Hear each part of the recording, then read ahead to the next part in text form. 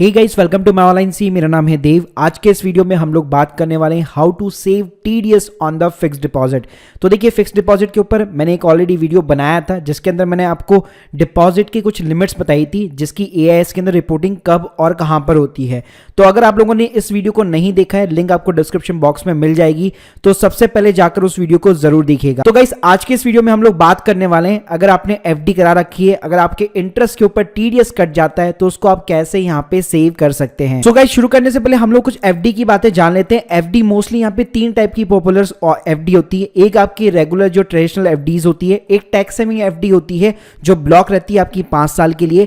Third होती है recurring deposit, मतलब आपने एक पीरियड सेट कर दिया होता है, एक अमाउंट सेट कर दिया होता है और ऑटोमेटिकली आपके अकाउंट से वो अमाउंट डेबिट होता रहता है या आपको डिपॉजिट कराना पड़ता है। सो गाइस, सबसे पहले हम लोग बात कर लेते हैं कि बैंक यहाँ पे आपका टीडीएस जो है कब नहीं काटता है। जी हाँ, तो गाइस यहाँ पे जो है कुछ लिमिट दी हुई है। अगर मैं इंटरेस्ट इनकम की बात करूं, मतलब आपने मान लीजिए जो भी एफडी करा रखी है उससे पूरे साल भर में जो भी आपको इंटरेस्ट मिलता है, तो ये जो लिमिट है वो बैंक वाइज है, ना कि पैन नंबर वाइज। मतलब एक पर्टिकुलर मैं बैंक देता हूं, जैसे मान लीजिए एसबीआई बैंक के अंदर आपने 10 लाख रुपए की आपने एफडी करा रखी है। अगर लेट्स सपोज गाइस आपका पूरे साल भर के अंदर इंटरेस्ट, साल भर का मेरा मतलब ये कि पूरा फाइनेंशियल ईयर, मतलब अप्रैल से लेकर मार्च तक, अगर वो लेस देन 40,000 रुपीज है, तो गाइस ये पहले जो बजट जो 2019 था उसके पहले ये लिमिट 10,000 रुपए थी। लेकिन अभी राइट नाउ जो करंट ईयर चल रहा है या जो आने वाला भी जो बजट के अंदर कुछ खास चेंजेस नहीं हुआ, तो वहां पे भी ये लिमिट 40,000 की दी हुई है।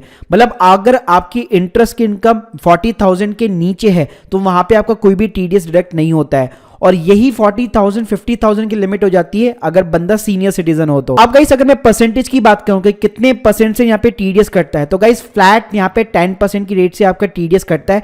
तो मान लीजिए अगर आपका 50-40 हजार रुपए के ऊपर मान लीजिए 50 हजार रुपए का इंटरेस्ट हुआ, तो ऑब्वियसली बात है 40 को क्रॉस कर चुका है, तो ये डिफरेंस पे नहीं कटेगा, पूरे के पूरे 50,000 रुपए कटेगा। तो 10% उसके पास फ्लैट यहाँ पे कट जाएगा। अगर आपका पैन नंबर आपने नहीं दे रखा है बैंक को, तो यही रेट 10 से यहाँ पे 20% हो जाती है। अब गाइस, कई लोगों का क्वेश्चन ये होता है कि मान लीजिए जिनकी भी इनकम जो है 2.5 लाख रुपीस से नीचे होती है, या जो रिटायर्ड पर्सन होते हैं या जो सीनियर सिटीजन पर्सन होते हैं, उनकी मोस्टली इनकम यहाँ पे इंटरेस्ट इनकम से ही आती है जिन्होंने एफडी करा रखी होती है। तो लेट्स सपोज अगर उनके केस में इंटरेस्ट की इनकम मोर देन 40,000 रुपीज है या 50,000 रुपीज है, लेकिन उनकी जो टोटल इनकम है, जैसे उनकी पेंशन भी आ गई, उसके अंदर इंटरेस्ट की इनकम भी आ गई और बाकी सारी चीजें आ गई, अगर वो 2.5 लाख से नीचे है और अपनी जो है यहाँ पे इनकम टैक्स रिटर्न वगैरह कुछ भी फाइल नहीं करते, तो गाइस उस केस में उनको फॉर्म 15G या 15H यहाँ पे सबमिट कराना पड़ सकता है। सो गाइस, अब हम लोग तरीके बात करते हैं कि किस तरह से आप एफडी के ऊपर जो भी आपका जो है टीडीएस करता है उसको आप कैसे यहाँ पे सेव कर सकते हैं। तो पहला जो सिंपल तरीका है that is through the form 15G और 15H। तो गाइस ये दो टाइप के फॉर्म होते हैं, 15G और 15H। अब तो आप अपनी नेट बैंकिंग ऑनलाइन के थ्रू भी यहाँ पे सबमिट कर सकते हैं, आपको बैंक जाने की भी जरूरत नहीं है। तो गाइस जो 15G है, आप कह सकते हैं जो नॉर्मल रेजिडेंट पर्सन होते हैं उनको ये फाइल करना पड़ता है।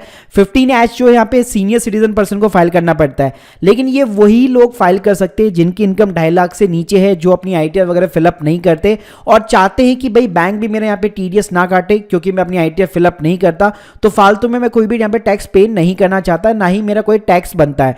तो उस केस के अंदर बैंक में जब भी आपका फाइनेंशियल ईयर स्टार्ट होता है, मतलब अभी अगर मैं राइट नाउ बात करूं तो अप्रैल 2022 के अंदर आपको फॉर्म 15G या फिर फॉर्म 15H यहाँ पे फाइल करना पड़ेगा। अब गाइस ये फाइल कैसे होगा, इसके ऊपर एक सेपरेट वीडियो में बना चुका हूं जिसके लिंक भी मैं आपको डिस्क्रिप्शन बॉक्स में दे दूंगा। अब गाइस बात करते हैं दूसरे तरीके की, वो है कि डिस्ट्रीब्यूट करनी चाहिए आपको अपनी एफडी मल्टीपल बैंक्स में।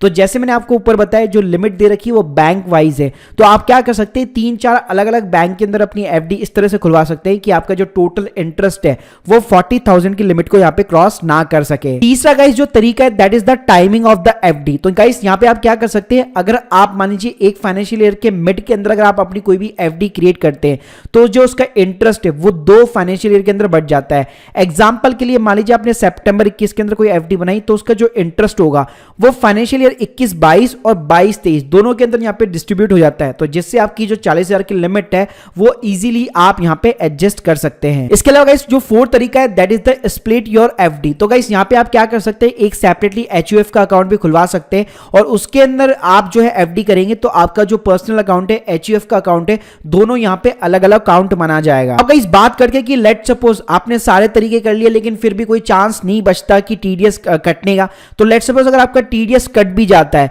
लेकिन गाइस अगर आप अपनी इनकम टैक्स रिटर्न यहाँ पे फाइल करते हैं, ITR 1 2 3 4 जो भी आप फाइल करते हैं, अगर उसके अंदर टोटल इनकम सारी इनकम मिला के अगर आपकी लेस देन 5 लाख रुपीज है, तो ये आपका जो 10% की रेट से TDS कटा हुआ है ये आपको रिफंड मिल जाएगा। आप बकायदा उसको लीगली यहाँ पे रिफंड जो है क्लेम कर सकते हैं अपनी इनकम टैक्स रिटर्न के अंदर। So guys hope you like this video, please subscribe channel. अगर आप लोगों की कोई भी डाउट है, कोई भी सवाल है, कमेंट सेक्शन में जरूर बताइए और हमारे टेलीग्राम चैनल को ज्वाइन करना मत भूलिएगा। Thank you guys, thank you very much.